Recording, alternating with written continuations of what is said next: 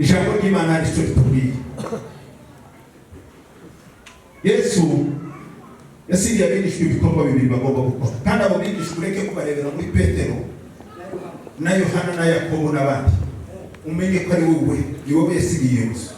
Petero aracyariho, Yakobo ariho, Andrea ariho, none se ubutumwa buriho? Yabajije Petero arahari?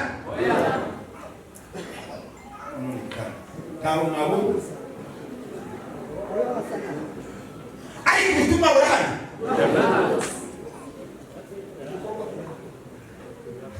Bibiri iravuga ngo twebwe turi intumwa mu kigo cyane cya Kristo. Yabasigiye imirimo ibiri bagomba gukora. Mission Yesu yasigiye abakristo, Yesu yasigiye itorero, ikubiyemo ibintu bibiri. Ikintu cyane no kwamamaza ubutumwa. Kwamamaza ubutumwa. Muri Biblia vya Kiswahili ndio nipe habari ya Yesu ya msalaba na kufa. Taacha kaburi mwambani alipotoka Mwokozi. Pendo la Mungu ni kubwa. Bwana Yesu asifiwe. Aliyefufuka Kristo. Arabakomeza. Mission yawe ni kuvuga ubutumwa. Mission yawe si kuja muri korali. Imana ishimwe yuko kino giterane kitabereye kugira ngo twamamaze evangelical family. Loin de là. Kandi bikaba. Evangelical family s'appelle monsieur quoi c'est lui. Comme association, alliance. Alito kwa sigiro tugomba kwamamaza. Nimufika amen? Amen. Oh Bwana Yesu asifiwe. Kama Kristo Yesu c'est quoi la pasteur? Icyo kuba kwa pasteur c'est-à-dire quoi? Hein? Kuba amazina. Izi na pasteur. Ngo ijosi. Yesu yagusigiye kuba apana kuyitwa. Kuko harabitwa ariko bataribo. Harabarimo ariko bataribo.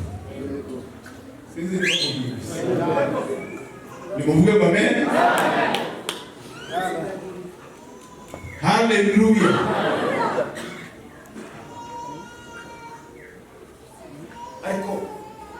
Ariko ndio msoma simula kwa sababu Yesu zile ministeri kwa hizi tano. Niko tembeza Mungu. Uzapo kwa kutembe pastori na msho.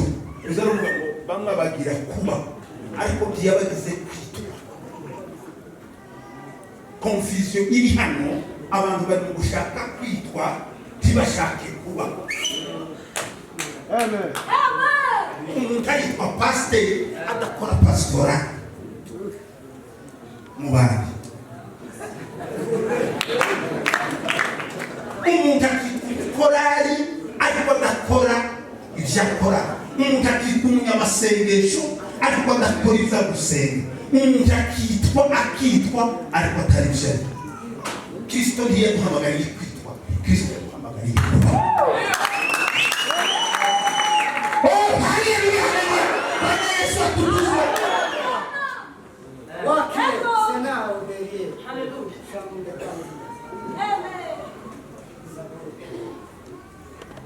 Yadusigiye mission yo kuvuga ubutumwa bwiza. Niki gituma Kristo yasize mission yo kuvuga ubutumwa bwiza. Giye kuvuga impamvu zigera kuri zitatu. Cyatumye Kristo aheza abamwizera mission yo kuvuga ubutumwa bwiza. Bariye kuvuga mission ya kabiri. Nubwo tutaza kwikora umwanya muremure. Ariko mission ya kabiri yabasigiye yaravuye ngo no kurinda umukumbi.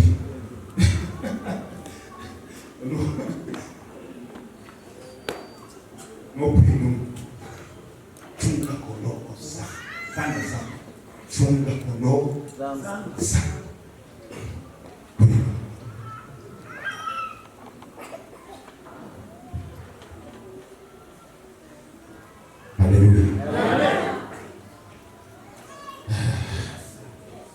Ariko ntugomba kumenya nuko isi ikeneye kubwirwa amakuru y'ubuntu bw'Imana. Isi ikeneye kubwirwa amakuru y'ubuntu. Isi ikeneye kubwirwa amakuru y'ubuntu. Grace. Ubuntu ni ikintu umuntu ahabwa ataragikwiye kitari cyakari mu mubare wacu. Isi ya none ikwiriye kubwirwa amakuru y'igikorwa bahabwa badashobora gukorera, badashobora gusenga kugira ngo bagihabwe, badashobora gutanga amaturo kugira ngo bagihabwe, badashobora kuririmba kugira ngo bagihabwe, badashobora kwitwa amazina kugira ngo bagihabwe. Isi ikeneye message ya grace, message y'ubu kandi ubu ni Kristo.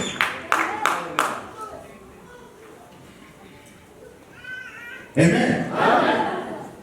Muri Kiswahili yaravuze ngo izigi zo gushimisha, yaravuze ngo umuntu bw'Imana ngo butangaje ngo nibwo bwagize ngo bwakuyeho imigozi byavuye ku gushaka kw'Imana yonyine. Aravuga ngo ndetse suko nari mwiza habe namba, ariko ngo umuntu yagiriye yarambabarijwe ku musaraba hamwe n'ibisambo. Umuntu bw'Imana ugomba gutekereza umuntu bw'Imana wenyine wazashaka kubita ibyo bazabita muri iki mwe ukazukirita tukirita kugira ngo abantu bakubone, ariko ugakirita nawe ntutekereze umuntu wagiriwe. Ubwo n'ubuntu wagiriwe koreshe neza nshuti yanjye icyo Uwiteka ushakaho nukiranuka ukamubaha. Nimuvyo amen. Makuru ibi turimo ibyari byacu. Yesu yigeze abwira wa mugore aramubwira ngo ibyana ibyo kurya byiki ngo byabana sinobizi iki imbwa, ariko aramubwira ngo data ngo habe n'imbwa ya nyirayo ngo izenjira munsi ya meza ngo igatorera uwo kugira. Arabwira ngo habe n'umubanyi Israeli abayuda abangaba babaye amakoti maremare ibikanzu by'abakanzu birebire. Aravuga ngo sindabona ngo kwizera kungana n'ukuri.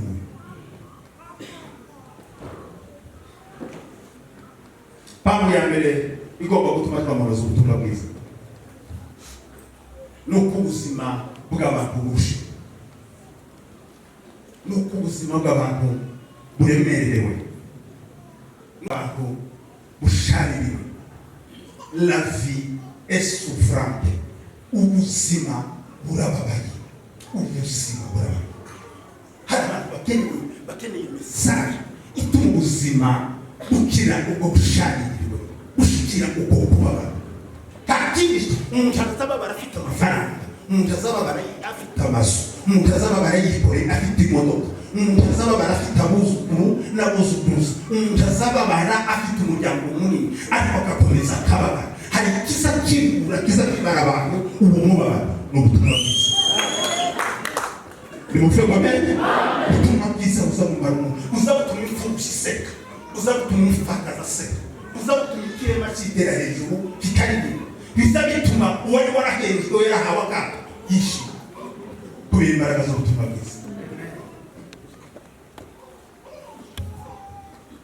Zaburi igice cya 90 umurongo wa 8.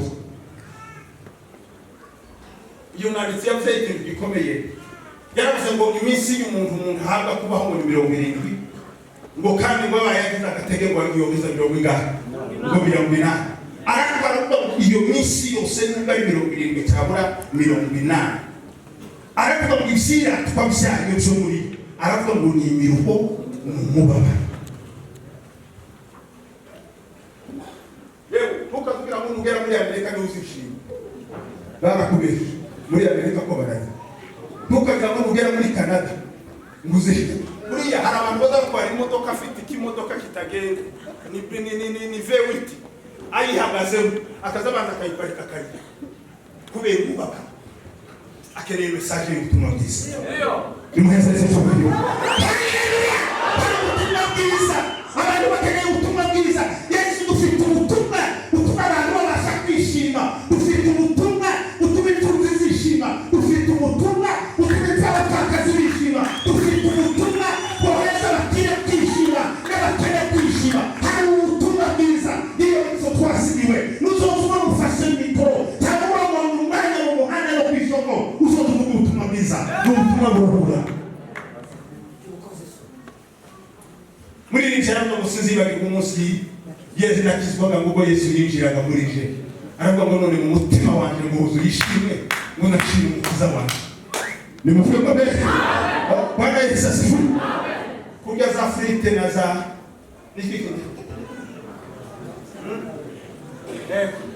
ukagwiza makaroni, ukagwiza za buleba, ukagwiza za brochette, ukagwiza ukazoguheza kwishima. Ukadodesha wari ukazododesha n'akazi rimwe na kabiri uzoguheza kwishima. Ariko hari ubutumwa buza butangiza ishima. Bwana Yesu asifiwe. Amasomo ufite yaguheza ibyishimo bizashoboka. Konte bloqué ufite zuzuye amafaranga bizaguheza ibyishimo. Hari umugabo uzo kwishima n'umugabo witwa Yesu. Haleluya. Igitabo cy'Itangiriro igice cya 47 umurongo wa 9 uraza kumva amakuru ya Yakobo urya munsi Yosefu babagishyize mu gihugu cyane. Aravuga ngo iyo minsi y'uruzerero twazereraga, iyo minsi yose yari iminsi y'umuruho, yari iminsi y'ukubabara, yari iminsi waba ugize iminsi mu ruzerero tukuzaniye ubutumwa bwiza. Wari ugize iminsi udasinziriye uvuga hari ubutumwa bwiza. Habari njema. Semenyamina. Hari amakuru meza muri ibyo byose n'umwana bagenzi ngo bari kubazerera kuri iwabo, ariko ngo bakamenya yuko umwami wabo ngo bajyaho. Cyo ni kimwe cya kabiri bituma tugomba kwamamaza ubutumwa bwiza. Nuko ubuzima buzira Kristo ari ubuzima buzibyiringiro. Nta byiringiro ubwo buzima bufite. Nta byiringiro by'ibizaza ubwo buzima bufite. N'ubuzima sinzi uri vi nta byiringiro. Mbere yabo bazabaho mu mwijima, mbere yabo bazabona imanga, mbere yabo bazabahabona ubwoba gusa, mbere yabo nta kintu kindi bazabahabona usibye gusa ubuzima bubi na sijuwe. Ariko ubutumwa bwiza buzabuza gutanga ibyiringiro mu bantu. Soma ijambo ry'Imana, ubutumwa bwiza n'urwandiko Pawulo yandikiye Abefeso igice cya 2 umurongo wa 12. Ninde wahadusomera abandutse Abefeso igice cya 2 umurongo wa 12. Ndihuse kugira ngo nze gusoza iminota bampaye yarangiye. Aravuga ngo mwibuke ko icyo gihe mwari mudafite Kristo. Cyo ni igihe abantu batari bafite Imana, abantu bari batarizera, abantu bari bakiri muri kutime za mutandukanijwe n'Ubwisiraheli. Tongeye Imana twari dufite istonye ngo twari dutandukanijwe n'Ubwisiraheli. Muri abashitsi ku masezerano. Icyo gihe ngo twari abashitsi ku masezerano y'ibyasezeranijwe. Ari nta byiringiro mufite. Naho icyo gihe nta byiringiro twari dufite by'ibizaba, ahubwo mwari mu isi mudafite Imana rurema. Amen. Komeza yepfo. 13. Ariko none kuko muri Kristo Yesu, mwebwe abari kure kera mwigishwe hafi n'amaraso Amen. Bwana Yesu asifiwe. Iyo umuntu ari muri Kristo Yesu aba afite ibyiringiro, hawezi akababaike. Ashobora rwose kwigishwa umushike, hari n'ubwigira atotoza gitoroka kikijira amazi ntawo gukanga, ufite ibyiringiro by'ejo. Amen. Size bari nzoza ngo ejo ni heza, ejo ni heza. Aha ejo ni heza. Reka mbabwire kino kintu. Nimuvuge amen. Amen. Ejo ni heza kuko bazaje Amerika, ngo niko bizaba bibaye heza.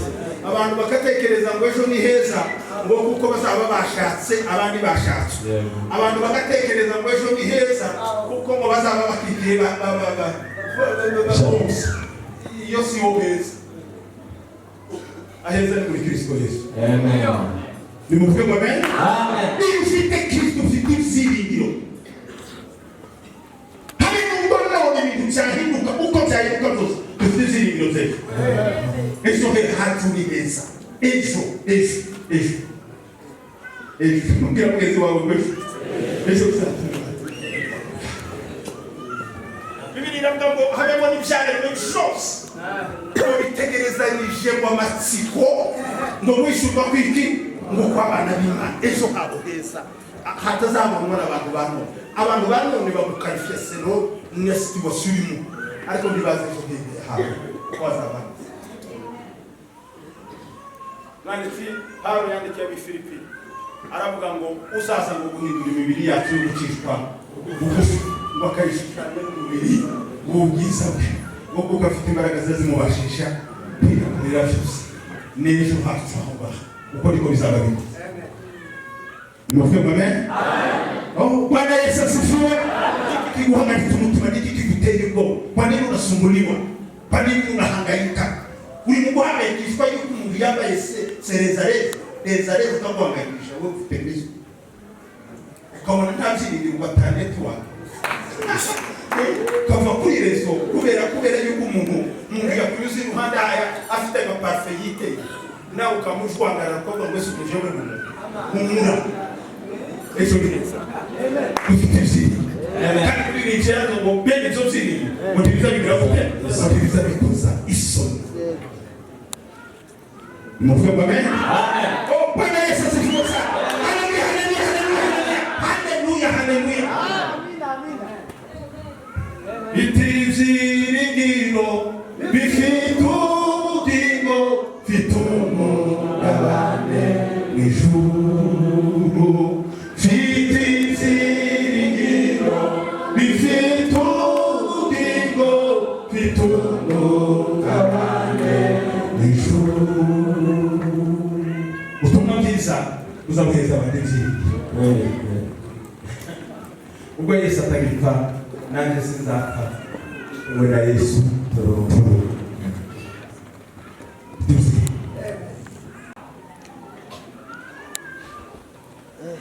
Gatatu ituma tugomba kubwiriza abantu ubutumwa bwiza nuko ejo hazaza hariho urubanza, nuko ejo hazaza hariho jijoro, nuko ejo hazaza hazacirwa amateka, nuko ejo hari urubanza. Gituma iki gitondo tukubwira ubutumwa bwiza ni ukugira ngo uhunge urubanza rw'ejo. Ejo wowe ushaka utabishaka hariho urubanza. Muri kati bashobora kutarugushobora, nabwo mu muryango wawe bashobora kutarugushobora, ariko gituma tubwira abantu ubutumwa bwiza ni ukugira ngo bakire urubanza rw'ejo.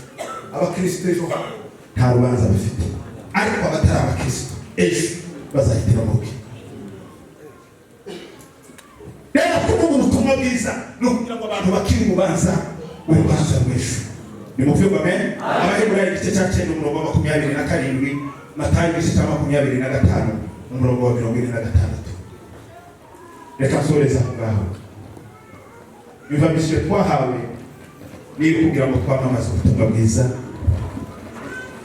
kugira ngo abarushe babashe kuruhuka, kugira ngo badafite ibyiringiro babone ibyiringiro, kugira ngo abari kuraye bari mwijire mu rubanza bakire urubanza. Yesu adufashe. Amen.